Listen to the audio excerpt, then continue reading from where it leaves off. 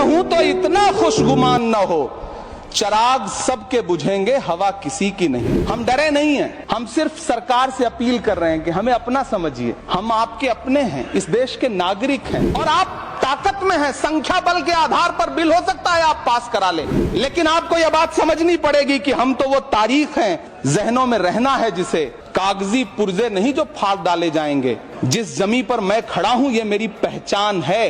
आप आंधी हैं तो क्या मुझको उड़ा ले जाएंगे? ये बिल सिर्फ इस देश के मुसलमानों को नीचा दिखाने का और अपने एक ऐसे मतदाता वर्ग को खुश करने का बिल है जिनको इस बिल के पास हो जाने से कुछ मिलेगा भी नहीं। जिल्ले इलाही, जमहूरियत जो है वो नफरत और ठसक से नहीं चलती है, अकड़ से नहीं चलती है, उसमें सबकी हिस्सेदारी जरूरी है। सबको समझना पड़ेगा कि जब जंगल में आग लगती है तो न वो बरगद बचते हैं जो हवा को आंधी में तब्दील करते हैं, न वो बांस बचते हैं जो आपसी रगड़ से चिंगारी पैदा करते हैं। जिस बिल को मुसलमानों के हुकूक की हिफाजत करने वाला बिल बताया जा रहा है, उसी को पेश करने के लिए और उस पर बात करने के लिए लोकसभा में भाजपा सरकार के पास एक भी मुस्लिम सांसद नहीं है। जिस वक्फ बिल को मुस्लिम महिलाओं को हक दिलाने वाला बताया जा रहा है, उसे संसद में पेश करने वाली पार्टी के पास न तो राज्यसभा में, न लोकसभा में, न देश की किसी विधानसभा में एक भी मुस्लिम महिला सदस्य नहीं। बस आप कह रहे हैं यह बिल उम्मीद की नई किरण है। नहीं साहब,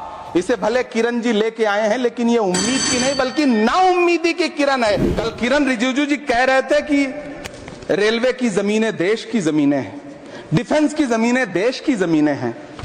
हाँ मंत्री जी हैं, बिल्कुल हैं।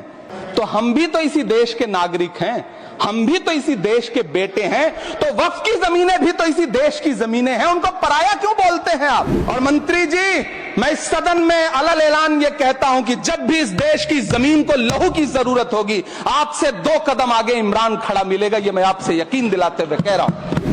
मैं सरकार से कहना चाहता हूं, हमसे हमारी इबादत गाहें तो मत छीनिए ना, हमारे घरों पे बुलडोजर तो मत चलाइए ना, हमारी कब्रों में तो हमें सुकून से सोने दीजिए ना। लेकिन डॉक्टर बाबा साहब अंबेडकर के संविधान को हर दिन कुचलने वाली ये सरकार देश के मुसलमानों से नफरत में इतनी अंधी हो गई है कि खुलेआम देश की संसद में देश सरकार के माइनॉरिटी मिनिस्टर साहब और होम मिनिस्टर साहब झूठ बोलते हैं और देश को गुमराह करते हैं। धन्यवाद मोदी जी, क्या बढ़िया सौगातें मोदी दे रहे हैं आप। पहले हमें गुजराते मोदी दिया, आप सौगातें मोदी दे रहे हैं।